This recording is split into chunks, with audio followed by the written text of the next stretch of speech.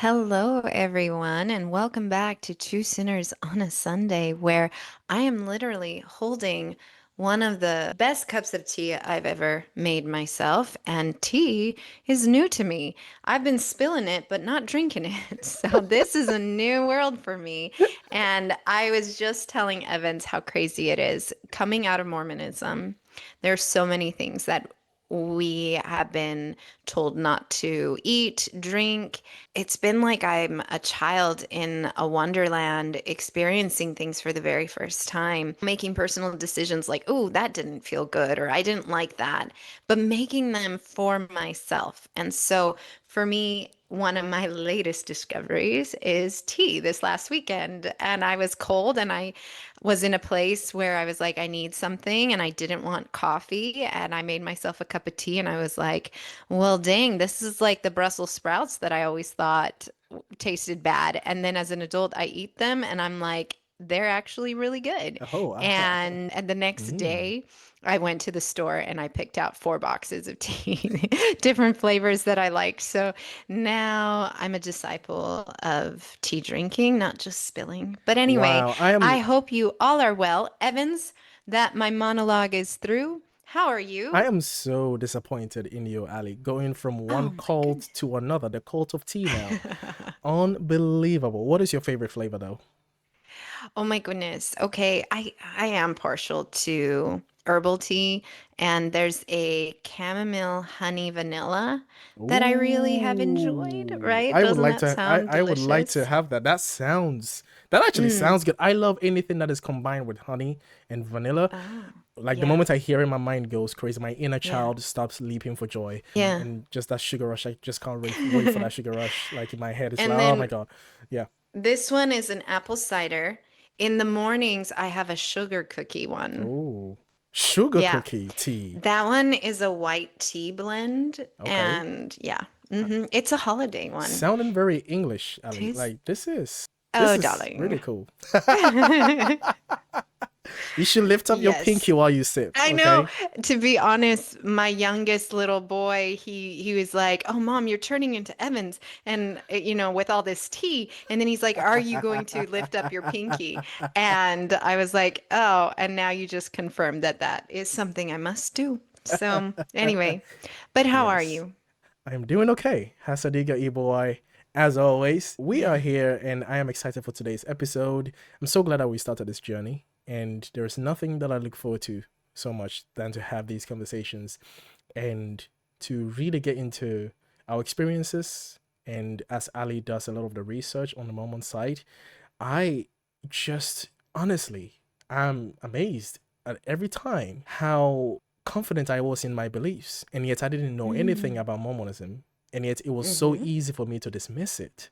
And every time you tell me something new, it just validates how, as a tool, on face value, religious dogma is always poison, because what it does is it really puts you in that cave where it's so easy for you to have this superiority complex over people when you don't know Mm. anything about what they believe. You don't know anything about how they come to the things that they believe, why they believe the things they believe. And if someone has sat me down, told me who Joseph Smith was, who told me Right. the rituals, and who told me the Mormon temple, how the book of Abraham was found and written and translated, and was it a hat or a stone? I would have Hmm. been like, what the shit is that? The same way Hmm. I would react, although it would be more of Yeah. a superiority complex, kind of like I am better than you, you know? Anyway, Uh-huh. um, I find it very interesting. All that to say is I am happy that we're here today, and I can't wait to get into this next topic. So today, yeah, we're going to talk about patriarchy, but under a Mormon lens, and then I'm going to try to bring my perspective into it. Before we get started, though, I really want to encourage everyone that if you could leave a comment of other topics that are pressing on your minds and want us to explore and spill tea on and all the things, we would love to create content that really speaks to you. So we need your help with that. We obviously would love it if you told your friends and family or anybody else that you think that our podcast could be helpful for someone. And so anything that you can do, whether it's give us an idea, pitch it to us, reach out to anybody that you think this would resonate with. We would really appreciate that. And we want to reach as many people as we can. And we also want our content to be meaningful to the now, to what people are experiencing and curious about and want to know. And we have no problem tracking down receipts and wanting to find out more on things and educate ourselves along as we are trying to help other people learn. So, yeah, that's something that we care a great That deal about. that is a really good point. And yes, guys, please go go through all the things that you've been questioning or thinking, and even if you are religious, anything that you'd like us to cover, that is totally fine. We are rich with multiple perspectives over here. As an African immigrant person who was born in Africa, grew up religious in Africa, in a specific niche of Christianity, and then in the UK experienced different types of evolving religions as well. If you like have any questions to ask me myself as well, feel free. But I think Ali is the star here, and I'm totally happy for No, that. I'm not. So Stop it. please go ahead and throw in all your Mormon questions in there. Yeah, I mean, and I'm not the stereotypical Mormon lady either, because having grown up half of my childhood in Italy and now here in the United States and having moved across the country multiple times and all of that, I haven't just stayed in Mormon land, Utah. And so, I mean, I've seen a lot of things and I would love to give that perspective as well. So, anything you guys may have, we would love to try to explore further. Yes, don't ask for my PIN number though. I don't know what my PIN number is. So, the breakdown, we're going to discuss patriarchy in the Mormon faith. So, I have a few points that I want to bring up, and then I want to kind of explore them a little bit later on a more personal level. Okay, Mhm. the first thing I wanted to talk about was in Mormonism, there's already a theological foundation that enforces and creates patriarchy on a very different level than just regular social patriarchy. So, God Himself is male. It's not just some nebulous higher power. And the cosmology around Mormonism begins with this Heavenly Father, this literal male deity with a physical body. And women are taught that there is a Heavenly Mother, and not just women, everyone in the church is taught, but been duct tape in some corner of the galaxy in a closet, something like that. Anyway, she is silenced and she's not prayed to. She's never spoken of publicly and never quoted in scripture, but we know that she exists. And we know that what is said about her is that she's so sacred, so holy, that Heavenly Father is okay if, like, somebody says, oh my God, because clearly that would be taking his name in vain. And she's so special that he wouldn't want somebody to say, oh my goddess, or whatever her name should be.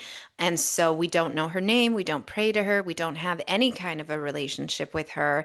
And in fact, many people have been chastened for trying to, for Oh. even in their own prayers. That's just not something that's allowed. And as I grew up, I never understood that because something about it just never sat right with me.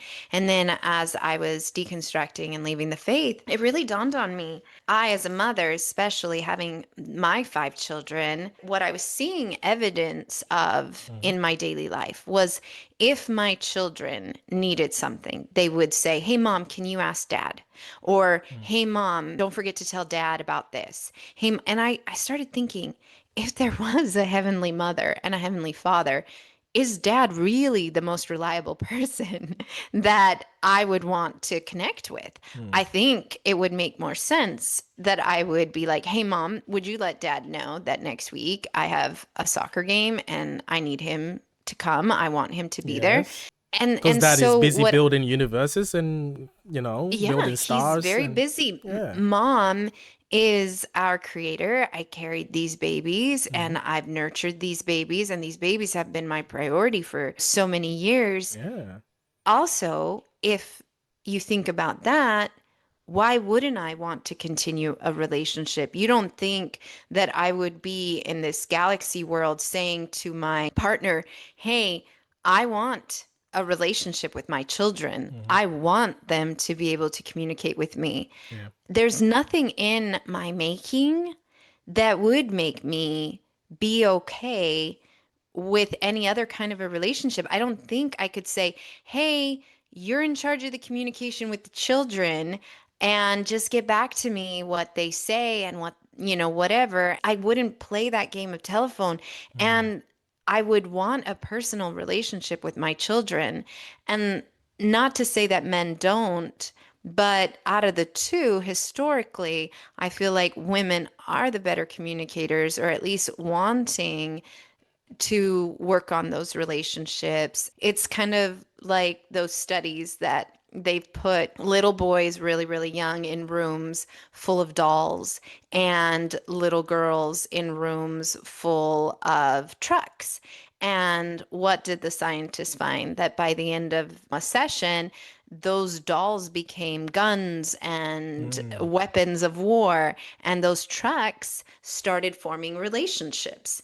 And they started to see that in general, this is not universal. This is not across the board. It's a spectrum. I understand that. But generally speaking, I think women tend to gravitate towards more relationship building and are just more wired that way. And Mm. so, because of that, and especially from my perspective, and again, a lot of today's conversation is going to be coming from my lived experience and my perspective, I can extend something that many people feel.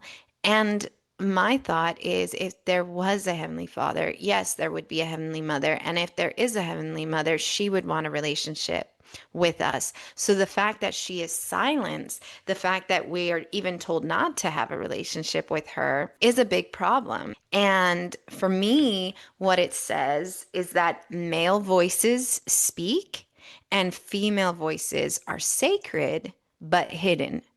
And so basically, you see this because even salvation is framed in these patriarchal terms. Men Mm. become gods, women become the wives of Of gods. gods. Yes. And what that says is that men act and women adorn. Hmm.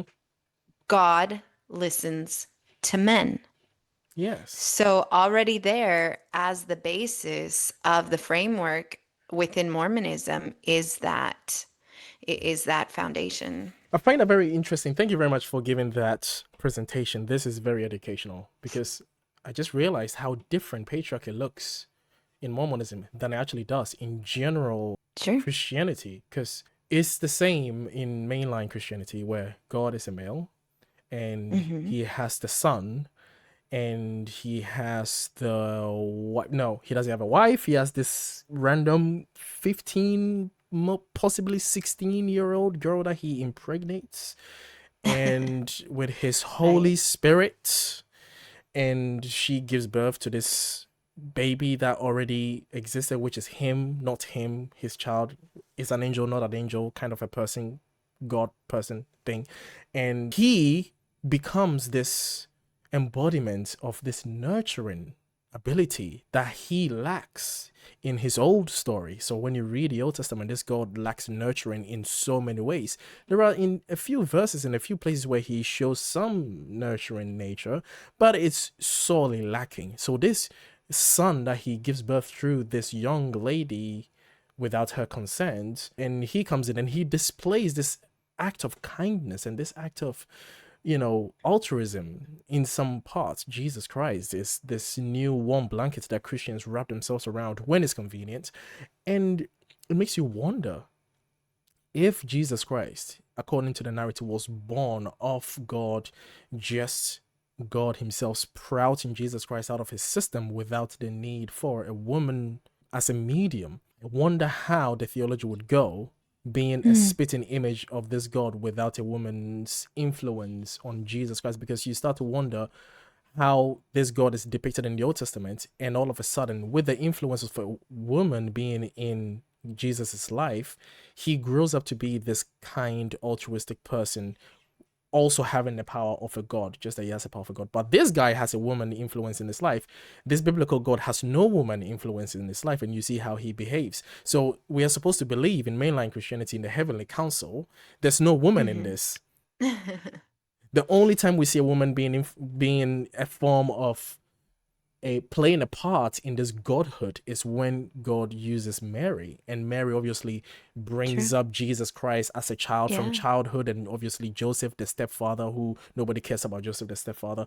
They bring him up, and then he becomes this altruistic person. But you wonder, where does this nurturing nature comes from? All of a sudden, he has Hmm. pity on women. He sees the Samaritan woman, and she's being obviously she's a prostitute, and he's like, Mm. wait, I'm still going to talk to you. I'm still going to hang out with you because I don't have any problem. You wonder what kind of upbringing he had with Hmm. Mary and the things that Mary taught him to make him this altruistic person that Christians wrap him around their neck like a warm blanket now. Because if Jesus Christ was given birth through God himself without a woman influence, I am very curious how he would look as a Mm. spitting image of his father without the nurturing nature. So, anyway, this is just food for thought for mainline Christians. But anyway, I was just saying that to say patriarchy is very different, but yet Yeah. similar in mainline Yeah, Christianity. sure. But Mormonism goes a step further with that. Yeah, we do. That is We exciting. do. So I'm open to you explaining to me how this is animated in the lives of someone who Yeah. has been a Mormon all her life for 40 Yeah. plus years, and here we Yeah. are. So please tell Yeah. me, how really is patriarchy and Mormonism, how has it affected you, and how is it affecting the lives of women across the world? Let's go. One other point that we can make, we also have something in Mormonism called the priesthood. And so it is something in the Mormon structure where only the men hold it. And that is Mm, authority to act in God's name, perform ordinances, and to lead. So for me, to already kind of start answering that question, even if I was the head of the female group, I can't make a decision unless one of the male leadership approves it. So, one of the things that the church likes to talk about is how in America, one of the oldest female societies is called the Relief Society, and that society is the womanhood of the church. But the irony is that all of the expenses, all of the decision making, everything that is needed to run this organization it has to be approved by the male leadership. You know, the people that we were speaking of in this past podcast, the 12 apostles, the current president of the church. mm, And so none of that is given to a woman. So even for me, if I was in a position of leadership, I'm really still only allowed to go, even if I know the women of my neighborhood or of my congregation better than anyone, mm, that wouldn't be enough. The male leadership has to approve whatever it is that I feel or whatever it is that I want to promote or get across. So every spiritual interesting. and every administrative decision in the church flows through these priesthood lines. And women maybe can influence or participate in meetings and so on, but it's always under the direction of male priesthood holders. And even in the temple, a woman's access to divine blessings is mediated through her husband. So, what to me this explains is that God's power really is male power, and women can have access to heaven by obedience, not through direct authority. And this goes down to that temple where, like I said, when I went through the temple the first time, I was given this new name, and that new name is revealed to my partner but I am not to learn his. So already we're not on equal footing just at that get-go. And so he knows my name. I don't know his, excuse me. And then also in the temple, what happens? I covenant to hearken to my husband as my husband hearkens to God. So men covenant directly with God. Now, they changed that in 2019, but Mm. they didn't recall all the hundreds of years, including when Mm. I got married in 2007. So even in the temple endowment ritual, it positions the man ahead of the woman. And yeah, so with these sealings, they bind the women to the men for eternity, but not vice versa. So men can be sealed to multiple women. We've talked about that. And women can only have one husband. So again, it's already fucked up right there, okay? Yeah. And So then the he's like this message. universal charger adapter thing where he has multiple Mm, cables coming out of it, and then yeah, each I guess device can only so. receive one cable Hmm. um penetration. Anyway, Yeah. that's Okay. I mean, the message to me, even in heaven, women exist in relation to male authority. And so, what the doctrine teaches is that you have to obey the male authority. Mm, And that's not just a mortal thing, that's eternal. And mm, so it's going to continue in eternity. And so there's that. So already there, within the temple context, yeah. I felt already some kind of a spark of something's not right here. Yeah. As I grew up, as I learned more about the world, and I even got my minor in education of an education in women's studies. And as I was doing research in my studies, how really it wasn't until the men got out of the way. So, like, for example, in World War II, when the men went off to war, and the women were asked to fill their roles in factories and everything. And then the men came back from war and the women were like, we don't want to leave. Like we actually have proven that we're Mm. as good, if not better, than you at this job. Why should we have to leave? Let's both share, let's create more opportunities. And men tried really hard to push him out. And even in the Mormon faith, there was a lot of rhetoric, even in the 1980s, as Mm. women were seeking employment and everything, that that was going to be the downfall of the family, that women really did need to Oh. stay home with their children. Don't take these jobs away from the men. Be home with your children. And that was pushed and pushed and pushed. And that's always been the rhetoric that I've been Wow. told and have heard. But Hmm. there was something inside of me that has always felt that I'm equal in my own way, but in keeping also, oh, he has the leverage of calling me to heaven because he knows my name, so I better be good because otherwise he's not going to call my That name on the is other side. that is It's a such a mind fuckery that's a lot of that power. That is too much it power. is. That It is, oh is. man, because there is something about family and the head of the family, a bit of that in mainline Christian culture, which is like, you're a Sure. child, the Yeah. wife, the father, and then Jesus. And, the father really has channels the spirit of God, and he prays over the family, he prays over the kids, and don't do anything to piss off your dad because he really has the voice of God in him. And if he says something against you, then God will really, really listen to him. There is something like that, but it's not enforced. It's kind of like depends on where you are, depends on what kind of religion you are. But generally, respect and reverence is expected of children to give to their parents in that lens. And then it happens with relationships with spouses as well. But again, Mormonism take it to a whole different level. They get way Yes, too we do. excited about it. They get way too excited We with this. do. It's Yeah. incredible. Wow. Yeah. Yeah. The dominance is a lot.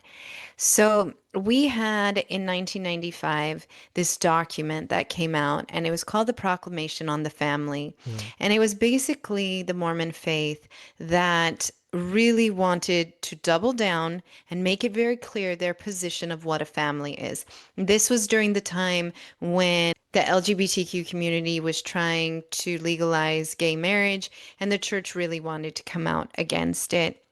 And so they created this document, and in it, the excerpt that I want to highlight is this one that models what the family should be according to Mormonism, and how the father is to preside and the mother is to nurture, okay?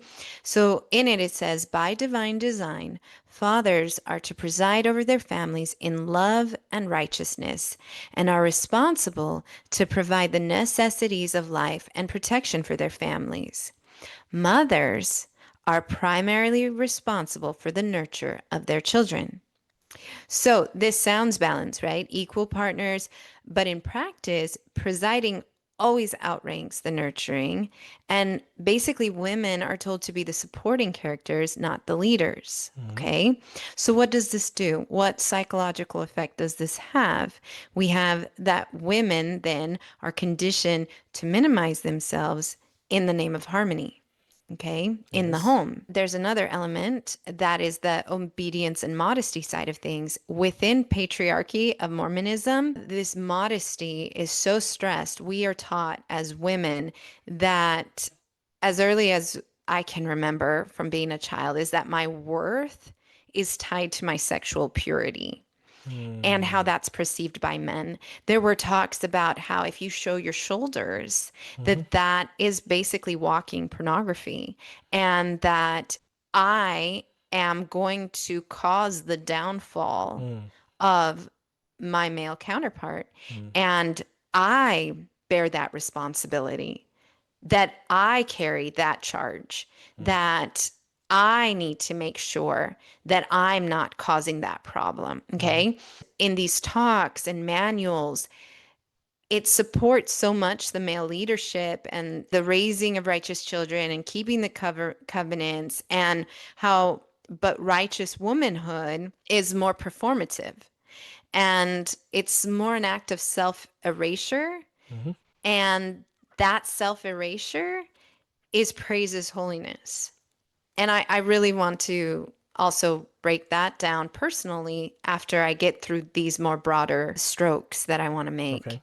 So basically, dissent, ambition is reframed as pride, vanity, or rebellion. And as a result, it creates a self policing system where Mm. women enforce the patriarchy on each other and they Right. believe that it's righteousness, right? Yeah. I mean, I even remember there was a time where I had a young woman leader and my mom was like, "Oh my goodness, look at her knee is showing, like she knows better." And there's so much that has to do with the modesty and how really like we have to be a certain way.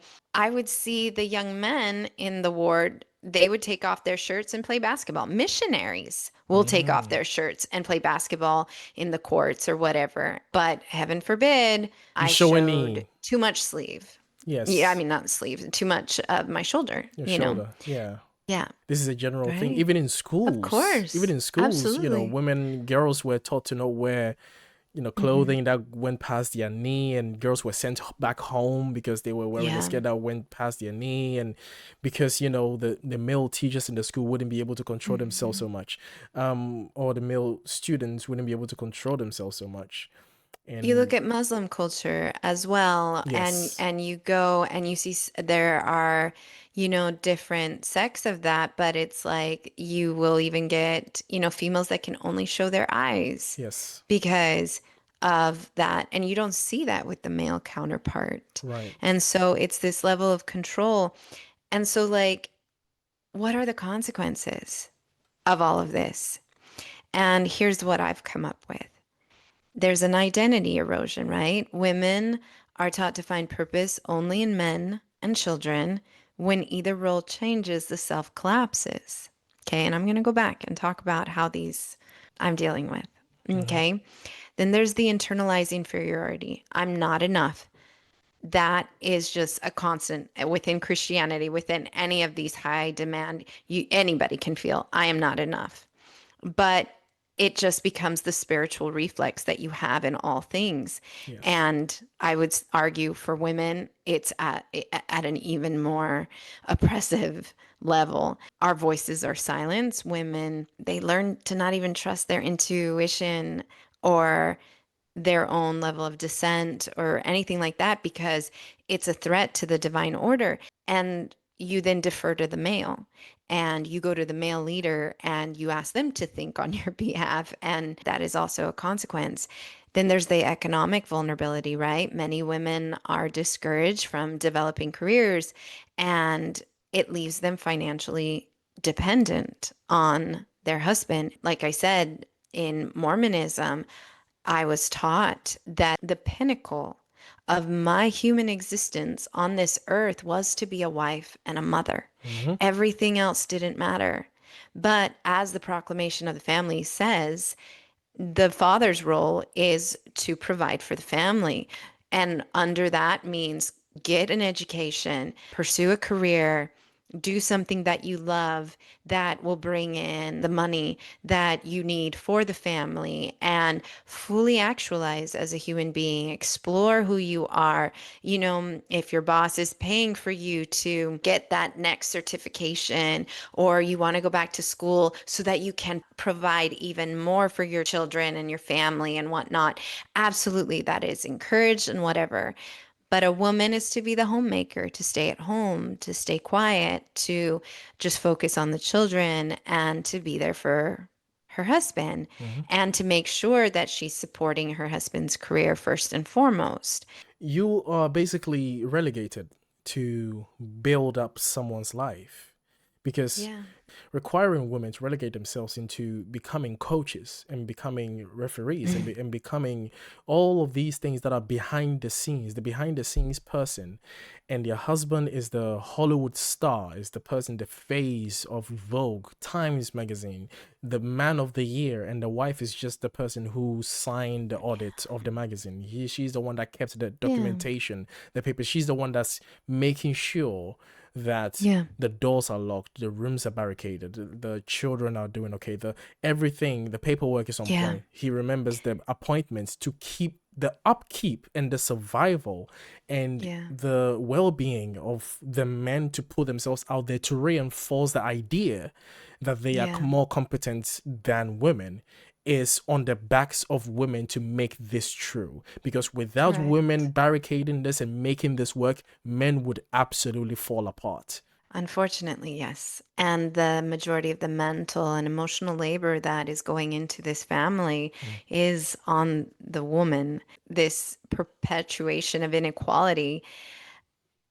makes women feel like they're holy because, like, Yeah. well, Is that kind of like yeah, that suffering servant's yes, narrative is the yes, more pain means the more yeah, holy means the more sacred. exactly. So Yes. when you begin to question it, it feels like a sin. Mm-hmm. And the higher level is this within Mormonism. This is the part that Mm. is the hardest, okay? Take your time. It's that all of this is disguised as divine love. Mm. So basically, we are told that you are precious, you are a daughter of God, we love and honor our women. And the genius of Mormonism, which is the cruelty of it, is that all of the patriarchy is wrapped in affectionate language. And so we're put on this Mm. pedestal. But at the Interesting. same time, what it boils down to is that it's such a deception Mm-hmm. because it's disguised as loving and care. But the reality is that when it falls apart, you are left rock bottom. Mm. Because here's the thing, what are the consequences? I found the church to be not a true church. Everything that I've been taught is not true. Sure, there have been good moral lessons and values, and it's not all lost. I'm the person that I am because of it, and I'm the person that I am becoming despite of it. After that, along with so many other things, my marriage blew up. And now I am left with having been this picture of womanhood that the church has asked of me. And I have been an adornment, I have been of support. And as this marriage is being dissolved, my ex is going to be able to continue to take his career and he's going to continue to be a father. and he has job history, and he has credit scores, and he has a knowledge of finances, and he's handled so many things as I've been handling that emotional load, that physical load of running a home. I am going to be going out into the world, and I already have, and I'm starting at rock bottom. Mm, And I'm trying to figure out how to have a checking account, how mm. to be able to show Wow. up in the world 20 years where my female counterparts who weren't raised in this religion, who Mm, weren't consistently had this ingrained in them, developed themselves, developed careers, and are fully independent. Most of them even are mothers. Maybe they didn't have five children, but one or two, and they have their careers and they've had the ability to explore and learn about themselves and everything. And like you said, they have been able to do all of that, and so has my ex, but I've supported that. I've allowed for that. And I, not so much allowed for that, I was told that that's mm-hmm. what I needed to do, is to support him in this career. And now I'm on the other side, and who's going to support me in mine? And I'm 20 years behind. And there's just so many things that I now am paying the cost of.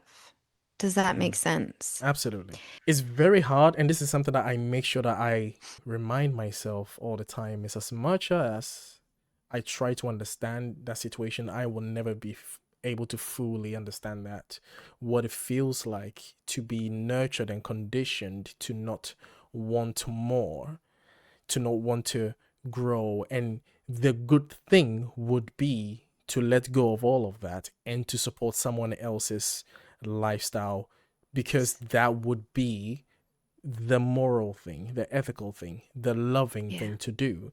I will never know what it feels like growing up in a patriarchal society, being a man. So just to try and empathize, imagine a situation where leaving relationships for women become a death sentence. It becomes a Yeah. life and death situation where people are more likely to go homeless because of this. And obviously that also reinforces the tenets and the messages that the churches will preach to say, well, if you leave, then God is going to take his protection away from you, and That's obviously right. things are going to go bad for you, and the devil and his demons are going to whatever they say, right?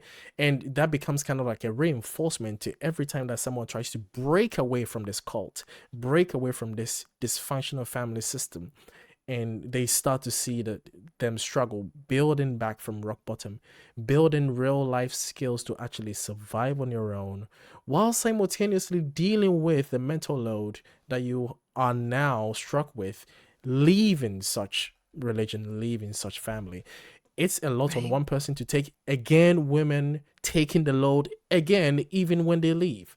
Even when, because as a man who leave the religion, who leaves these kind of family situations, you have, for example, if I was a Mormon man, and now I'm an ex-Mormon, I have the advantage of being helped and built up to have all of these opportunities, to have all of these accolades in life, to have all of it, like you said, credit score, and all of these just normal things that men are expected to have, which are deemed as normal. When I leave the religion and when I leave this, all the only thing I have to worry about is the mental load that I have to deal with when I'm deconstructing away from a toxic family or a toxic religious system. That's all I have to deal Yeah. with. That is Hmm. obviously if I'm not working in an environment that requires me to be Mormon, right? That's different, Right. right? Yes. Yeah, Yeah, because of then if course. you're in a clergy, if you're in that, that's a different story. I'm talking about Yeah. your average Yeah. Mormon person that is just a temple going person, Yeah. right?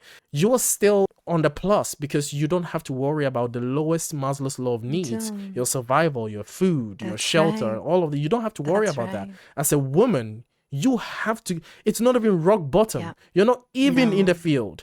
It's not. You're not Yeah. even there. You have to dig yourself from underground to rock bottom to even start seeing things around you to process that holy shit, I am at rock bottom. What does it even Yeah. feel like? And you have to Yeah. discover what it feels like to drink tea. For fuck's sake. It's like that is not rock bottom, Ali. That you are Yeah. just discovering that you are alive and Yeah. you are a person. That is I know. lower than rock bottom. I You know. weren't even allowed to be a person. And me learning how to be a person again is crazy because as I'm doing that, Evans, I still have a full-time job. Mm, These children still need me. And so I'm learning to be this person as I'm also the custodian of these five little beings that need me. mm, And so here I am trying to figure out, okay, well, what kind of job can I do? I can't go out. I mean, first of all, I will never be able to reach the level of my female counterparts or even my ex's level because I just will never be able to recuperate those 2 decades. Although for 2 decades, I have worked my ass off mm. and I have gotten up with the children and I've taken care of so many things that has been invisible. And Yes. so there's that reality that I have worked, but nobody sees it as work. That I continue to work, Mm. but nobody sees it as work. Yes. The No, facade please. that this is an equal partnership. Oh, Not at all. you're an equal partnership. God blesses you and keep you and be fruitful and multiply. And obviously you have your part and you have your part to do. The men you do this and then the women you do this. But it's all work and we no, none of that is true. They don't care about the woman's side of work. But without the No. woman's side of work, the men would be nothing. Absolutely nothing. They would be lost and they would be confused. The image that is kept right now wouldn't be what it looked like if it wasn't for women willing to let go of their personhood to Yes, sacrifice and exactly. it not to be seen as sacrifice, it just Yeah. to be seen as, oh, that's just what you're supposed to do. It's such an insult to womanhood what Mormonism does. hmm I literally did. And I continue to do that. And even as I'm navigating my own healing and therapy and everything, I am having to learn how I actually matter. And everybody else doesn't necessarily need to come first. And that's so hard for me. It's so hard for me.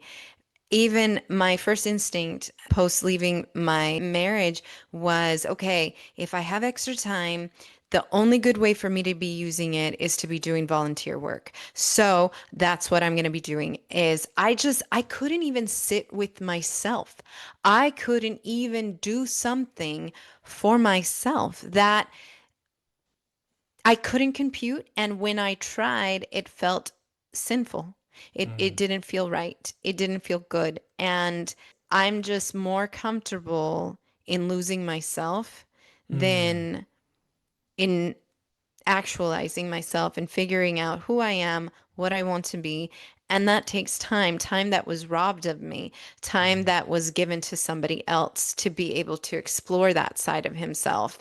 And that's not fair. Even when I turned 40, having shed the Mormon garments, and I think I've shared this before, it was like, oh, I get to pick underwear that I choose, mm, not that a man has designed and handed over to me to wear.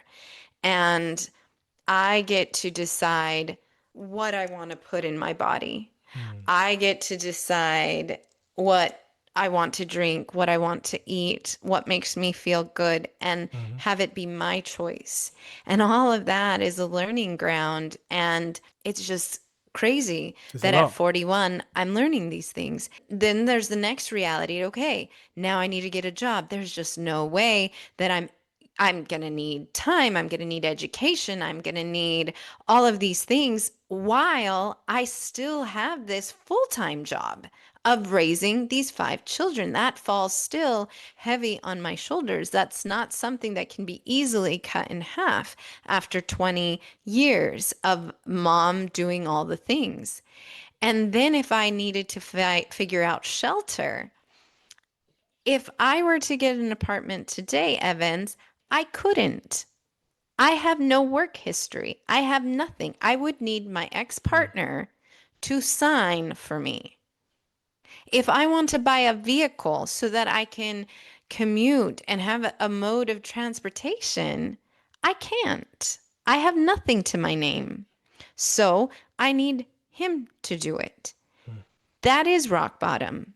mhm, And everything that I'm doing, mm, everything that I have to do is like a child. I'm just barely starting out. My 16-year-old has this economics class and I talked to the teacher and I even said, "Hey, I am entering the world for the first time in 2 decades. May I also attend audit the class? May I learn a few things about, finances and these things?" And he was like, "Absolutely, I can make the notes public so that you can also read them." And it's this whole new level of education. And what I'm left with are these soft skills that the world doesn't value or mm, appreciate. Some men do, some people do, but for the most part, no. And I have these skills. It's not like I've been twiddling my thumbs for the past 2 decades, but it's not very easy for me to convince an employer of my worth. yeah. Somebody would literally have to take a chance on me. Somebody would Mm, literally have to say, okay, I see something in her and give me that opportunity. And let's put it this way. I have a lot of advantages because I am a white female and I'm still young to some extent, but there are other people that find themselves at 55 and their marriage collapses or this happens to them and they're not as marketable and they have a lot more disadvantages and they're stuck. They have to choose between their authenticity as a person or continuing the silence and mm, the oppression and that obedience. Do I stay in it because it's all I have? Stepping out of the cage is far worse than just staying in. mm, And that's a decision that's clearly very personal and that everybody has to make on their own at some point. And like I said, perhaps it was easier for me to make that choice because of my advantages, but it's horrible. It's crippling what the mm, Mormon church has done to me because unfortunately, at the hands of the doctrine, the dogma, the continued pressure to have more children, that is what makes me a fully actualized person, is losing myself in my children, in my husband, in making sure that we present as this righteous, noble family, that I take on the teaching, that I make sure that all the lunches are packed, that the laundry's done, that I'm a domestic goddess, that I mm, do all of these things. Now that I have found it not to be true, and that young lady, Allie, deserved and still deserves an opportunity, a seat at the table, I have to try to re-enter a world that isn't kind and isn't understanding mm, of that lived reality. And that's what I'm finding. And I'm finding that lack of support, even with as I'm leaving this marriage. And so there you go. I don't know what else to say. I can say that the beautiful side of things is that now I get to rewrite my worth and create my voice outside of the Mormon patriarchy. And how am I doing that? I'm not confusing obedience with goodness. So no mm, more being good or in submission to my husband, to my bishop, to the brethren. Now I get to learn that goodness is not about deference, but it's about integrity. And so now I measure my worth not by how quiet I am, but how honest I am. And I get to define my morality by compassion and justice and authenticity and not compliance. I get to reclaim my body as my own. I was always taught that my body was a temple, a test, a distraction, a danger. And Mm, now it becomes my home. It's mine. I get to adorn it how I want to. And I get to figure out what feels good. Like I was saying, I get to eat, I get to move, I get to rest according to what my body dictates and tells me. And I get to choose what modesty is for me. I get to reconnect with even my sensuality, my pleasure, my intuition, all things that this religion has taught me to be afraid of. And so I no longer exist to keep someone else pure. mm, I'm not there for their pleasure. I get to exist and I get to be fully alive in myself. I get to rebuild what that identity is beyond being a wife and a mother. So for years, my purpose was tied to someone else. mhm, And whether it was my child or my husband, and now I'm asking for the first time, Evans, for the first time, who am I when I'm not supporting somebody else? Who am I alone as a person? And now maybe I get to explore a career or building skills or what a friendship even looks like outside of Mormonism. How can I be creative, not rebellious, but a reclamation of these things? And I'm learning to invest and doing a horrible job at it, by the way, mm, because, like I said, it is so difficult for me to not put somebody else first. It's really the hardest thing. But I'm no longer this supporting character. And now I get to have my own story. And I want to hmm, see what that looks like for Allie. Like I've told you before, even in creating this podcast with you, it is the first time that something I've done lasts more than an hour. Meaning, mm. I would prepare a meal, I would fold a stack of laundry, I would clean a bathroom, and within minutes, a tornado would walk through, whether it was my ex or my children or the dog, and it would all get undone. It would all get eaten. Nothing stood the test of time. And this is my first time where I create something, we put it out on YouTube and Spotify, like and subscribe, friends. It lasts and it stays. And I was taught that it was like building a cathedral, right? Where I'll never see the finished product. And for the first time, I get to see that. I get to see what that looks like. And it's my first taste of that. My male counterparts, think about it. If you worked and worked and worked all day and somebody came and just pushed delete at the end of every day, how would that make you feel? That has been my existence. Just to even press more on that, imagine, Please do. for the lads, imagine Yeah. playing a game and every day you turn the game back on, you have to start from the beginning every single time. Yeah, yeah. That's just to drive it a bit more Thank you. through and twist it a bit. Twist that Yeah, knife. twist that knife. Yeah. Yeah. Mm, Imagine that. That is what I've grown accustomed to every day. Very reproductive work, very mm. much doing the same thing day in, day out. I still have to go to the grocery store and buy the It's things, like the and they Truman get Show. eaten.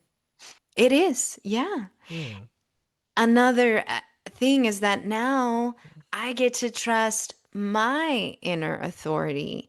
So I've always been taught that revelation comes from men with their titles, and now I get to listen to me and to my voice that's inside, not outsourcing that intuition.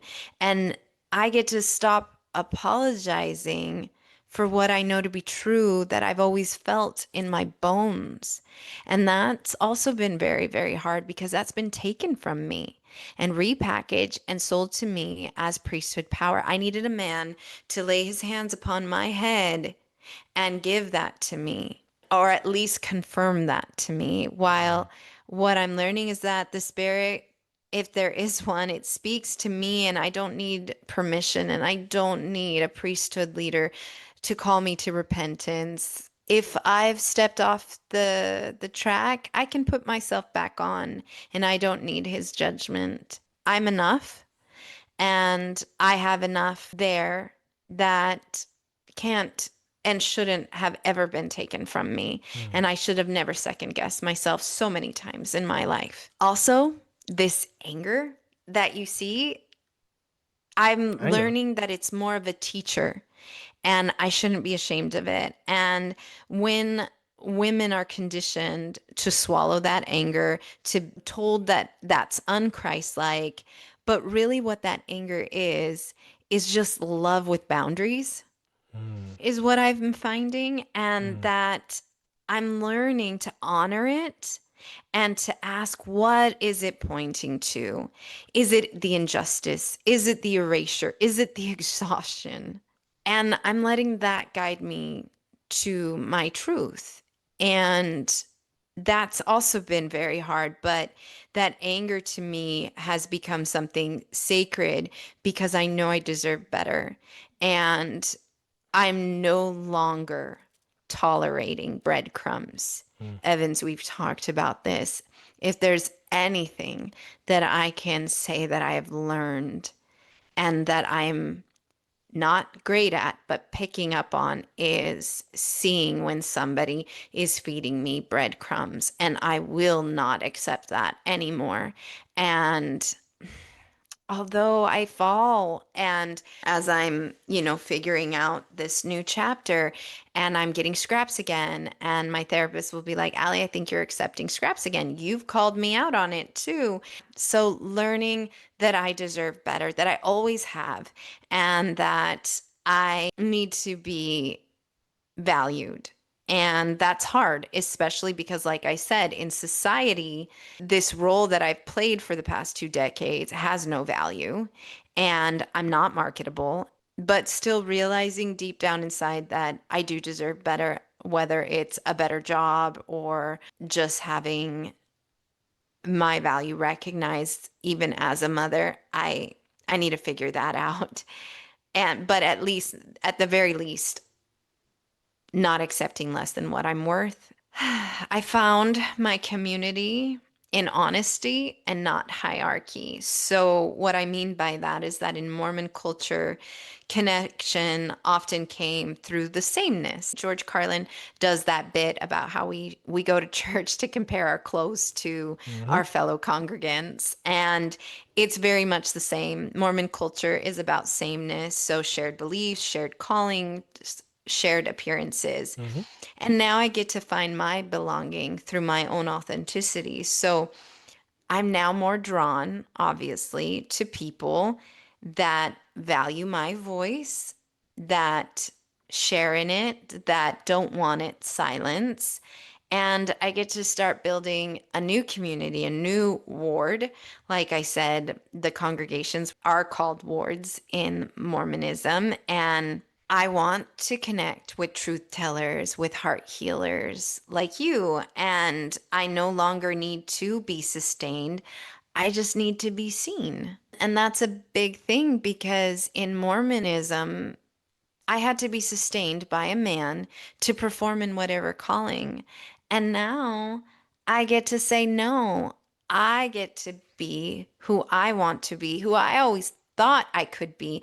I don't need to be approved. I don't need to go down the chain of commands and have all these people scrutinize whether I'm the right person or not. I just am the right person, and I get to show up as that person. And I just need to be around the people that see me Mm-hmm. as that person. And then I get to redefine my divinity as well. If there is a God, perhaps she is cheering me on Mm-hmm. and is hoping and has been wanting my freedom all along. The last thing that I jotted down was that now my worth is in love and not loyalty. And what I mean by that is that I'm no longer worthy as a woman by these ecclesiastical standards, by the Mhm. worthiness interviews and so on. I get to be whole as a woman, not because I obey,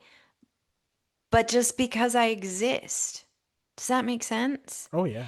And I now get to give myself permission to love myself wildly, imperfectly, expansively, without needing an ordinance or priesthood approval.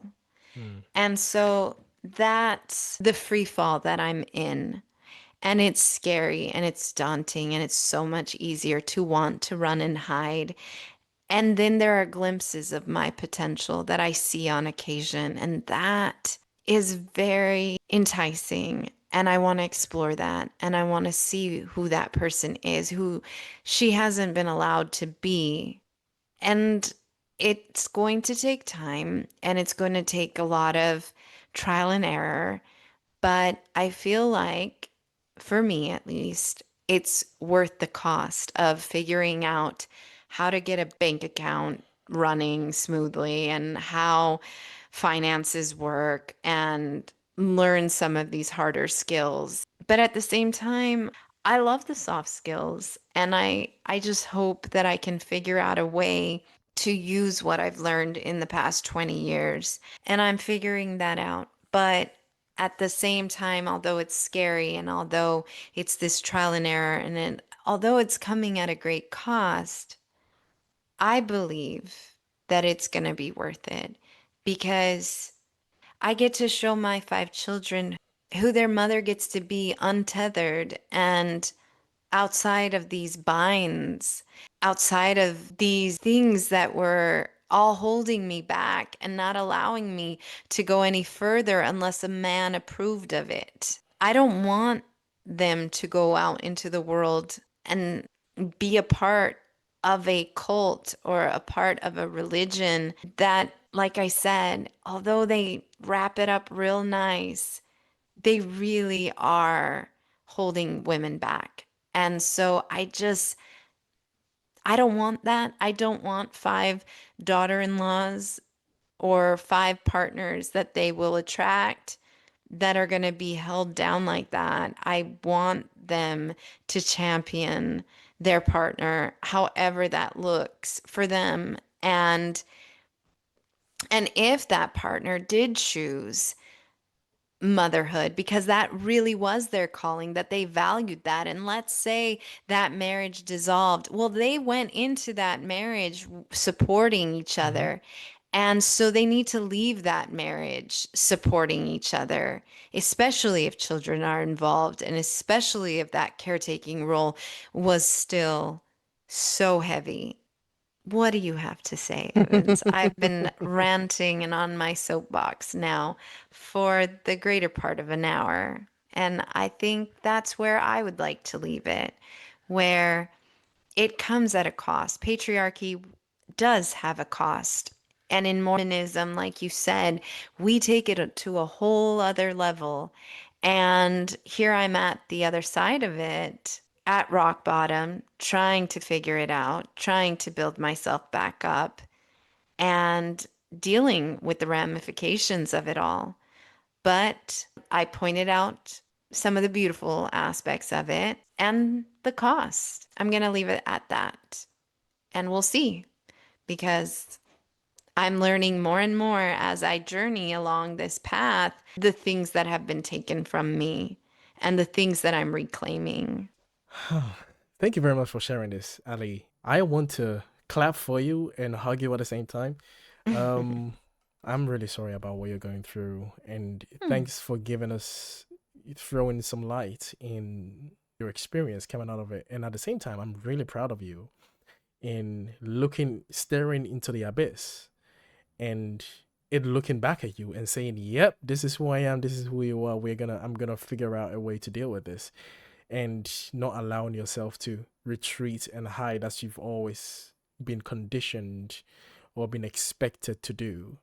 Now, on the part that you're trying to build yourself up and to, see this new side of yourself and to work through, being an adult again and understanding yourself and trying to relate to yourself in a much more positive and productive way, and to relate to the world and to become an actual productive member of society. And you're trying your best, and like you said, you're trying and you're failing in some parts, but you still keep going. These are traits that it's so it's so amazing that it's almost as though they are hidden from you. You are not expected to know that you have this amount of resilience in you. Like, you are made to be afraid, Yeah. and to be afraid of the unknown, that you don't know how strong you are. Now, I am not someone who encourages or poses suffering as this divine martyrdom thing to, to praise. I don't really I'm not a suffering, I'm not a sadist. I'm not someone who's going to be like, oh, the fact that you're suffering is a really uh, I'm kind of like a bit easy on that. i Sure. I definitely would like to see less struggling and more kind of like an evolving and more self-rediscovery, but within that is embedded suffering. So that's the thing. It's kind of like, I do Yep. understand the level. But I have to say though, I have privilege. I don't know if I would be making the same decisions if I didn't have some education, if I didn't have some of the step ups that some women don't have. And so I do recognize that. And I want to hold space for that, that at the same time, I do have a lot of privilege. And so because of that, I'm able to maybe take the risks that I've chosen to take. Does that make Oh sense? no, it definitely does. Okay, so don't worry about it. That Yeah. is totally not lost Okay. on me, and I'm sure it's not lost on the audience. Good. But I would Yeah. like to say, whether you stub your toe with a teacup with your pinky lifted up, or you stub your toe in a place where I was born, for example, you still stub Yeah. your toe, and it's still ouch. Ouch is ouch, Okay. regardless of what Thank clothes you're you. But wearing, and thank regardless of you. what position you're in. Ouch is ouch. Okay, and I was gonna say that with all this thing that you're trying to do, I heard it from one therapist that I was listening to, and that is, everything that is worth doing badly. Doing these things and doing them badly is definitely much better than not doing it at all. Anything that is worth doing is Yeah. doing it, and failing is much better than not doing it at all, because it's kind of like a contribution. Every day you do it, you're adding that penny to that jar, and you increase. By the time you realize it's this jar full of pennies, that this jar full of how many times you've tried to do these things. Anyway, I don't want to sound too cliche and too sentimental. I want to be as real, but this is, whether you like it or not, it's admirable that you are doing this. You are putting your children's interest within this as well, and you're considering how your actions impact yourself and the world around you. This is not some selfish, oh, freedom, woo woo, Sex in the City girl situation where you're kind of like, you want to just go out there, as other people would probably imply in the comment sections. You just want to be your own god, or whatever people say. Hmm. Sure. No, you are considering yourself. You're considering how your actions impact, and you're still dealing with how you see yourself and the crumbs that you accept, and trying to stand up for yourself in a way that is polite and respectful to other people as well. These are hard things to do, and a lot of people don't do these things because it's hard, and you're trying and you're failing and you keep trying, but that is Oh, admirable. Okay, so yes. really take that compliment. But Thank you. this is incredible. I'm glad that you shared this, because now I understand the extent of how far this particular religion goes to wash away your personhood as a woman. It's Yeah. not just man good, Yeah. woman bad. It's more like man only and woman kind of. That's really what it is. And man has a name, woman has a name, but it's Hmm. not really as relevant. No. And as long as you stay in the faith and stay in your marriage, this could even work out pretty sweet, you know? But if any of those things fall apart, your whole world explodes. I would And then you're imagine, yeah, left, yeah, you're left really seeing where you really stood all all along. along. And that's not on equal footing. And Mm. then you have to make the choice, do I rebuild or do I stay? And that is daunting and that is awful and scary and all the things. And like I said, I've made a certain choice. I don't fault another person for not, because that was the point of this is the point of the episode, is there is so much against a woman leaving Mormonism and leaving even her marriage Mm-hmm. because of all this dogma, all of Mm. this indoctrination of how it is layered deeply within every aspect of her life. And that's what I wanted to Mm. display and hopefully get across to people, where being a trad wife, being a Mormon wife, it comes at a cost if you decide to leave that system.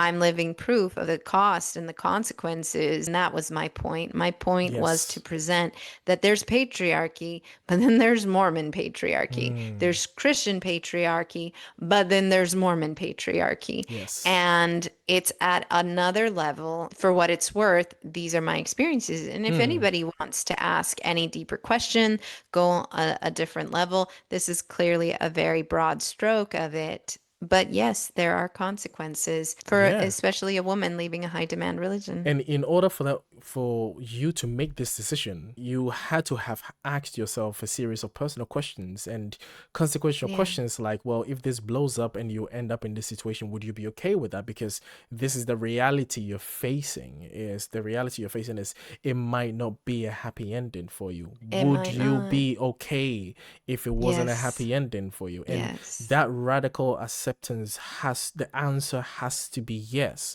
on your part in order for you to make that decision. If the answer is a maybe or you're not sure, we probably wouldn't. And I don't think any therapist or Yeah. anyone that wants your best interest at heart would encourage you to make that decision Yeah. anyway. If you're in a Mormon church and you are in a toxic relationship, not necessarily that you're leaving a religion, but even on the idea of leaving your relationship whilst being a Mormon, my heart goes out to you still. And that is to say that if you decide to leave this, you do realize the consequences. The answer has to be yes, because Yeah. you need to realize the fallback that follows that, just as Ali has advised. And thank you very much, Ali, for Of presenting course. that. As you Yeah. were giving a presentation earlier on, it made me want to reenact my position as the patriarch of this podcast to force you to watch a movie with me or to watch a TV show with me. I want Oh you my to God. watch one The episode. Handmaid's Tale. One episode. Yes, All right. the All Handmaid's right. Tale. I officially invoke my patriarchal powers that doesn't exist to to make you watch at least one episode of the Handmaid's Tale, because you were describing that movie as though you wrote the movie. Wow. And it was like, wow, that's the Okay. Handmaid's Tale. So I would love. I know it I might do not need to be. make some time for that. I know Yes. it might not be comfortable for you to watch alone, but I would like to watch it Uh, with you just to see your reaction and just laugh at you just for the sake of it. But oh, anyway, you asshole. indeed. So yeah, I hope you guys enjoyed this. This was Yeah. great. Ali, you're always so articulate in the way that you No. describe your journey. Like your storytelling ability is amazing. It makes me understand deeply what you're trying to say. And please, let's continue the conversation, because this isn't an easy decision to make. That, yes, if you can't say it, if you can't do it, that's okay. Yeah. This is the point, that you have so much against you, and to leave all of that to figure it out. And if you do leave and you have a supportive partner or whatever, that's fantastic. That's wonderful. That makes it so much easier in a lot of ways. And if you have a supportive family, that Mm, makes it so much easier. There's so many things that change one story to the next. And we'd love to hear your story. We'd love to hear anyone that this resonates with. And yeah, let's continue the conversation, because mine is one story and I'm stepping into my role as the heroine of my journey and the indeed. protagonist of my story. And I want to hear more stories. And Mm, so please mm. comment and tell me where you want me to take this next week and where you want this to go, because it's just the beginning.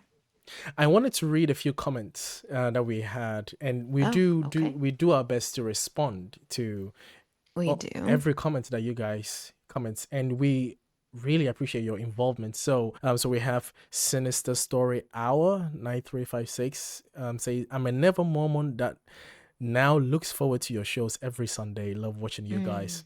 that. Thank you very much. That's very kind. We really appreciate you. Absolutely. Thank you all, and bye. See you.